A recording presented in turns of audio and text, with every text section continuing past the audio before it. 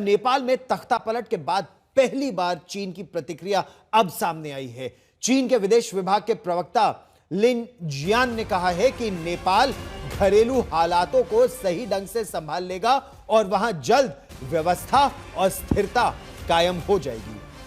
चीन ने नेपाल में मौजूद अपने नागरिकों से कहा है कि वो अपनी सुरक्षा का ध्यान रखें। चीन ने कहा है कि वो नेपाल का एक अच्छा दोस्त है। हम आपको बता दें कि इस आंदोलन से सिर्फ 4 दिन पहले नेपाल के उस समय के प्रधानमंत्री केपी शर्मा ओली अपनी पत्नी के साथ चीन में ही थे।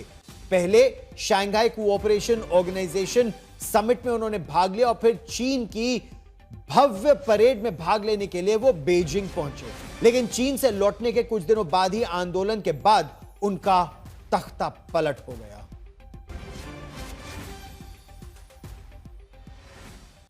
नेपाल में भ्रष्ट नेताओं का तख्ता पलट करने वाले जेनजी आंदोलन चलाने वालों ने अपनी स्पष्ट मांगे अब दुनिया के सामने रख दी हैं। उनकी मांग यह है कि आंदोलन के दौरान शहादत पाने वाले सभी को आधिकारिक तौर पर नेपाल में शहीद घोषित किया जाए। शहीद परिवारों को राष्ट्र की ओर से न केवल सम्मान उनका हो, अभिनंदन हो, बल्कि उन्हें राहत उपलब्ध कराई जाए। बेरोजगारी, पलायन और सामाजिक न्याय को समाप्त करने के लिए नेपाल विशेष कार्यक्रम चलाए। यह आंदोलन किसी दल या व्यक्ति के लिए नहीं है, बल्कि नेपाल की भावी पीढ़ी और राष्ट्र के भविष्य के लिए है, ऐसा उनकी मांग है। शांति की आवश्यकता है, लेकिन यह केवल नई राजनीतिक व्यवस्था की नींव के बाद ही संभव हो पाएगा।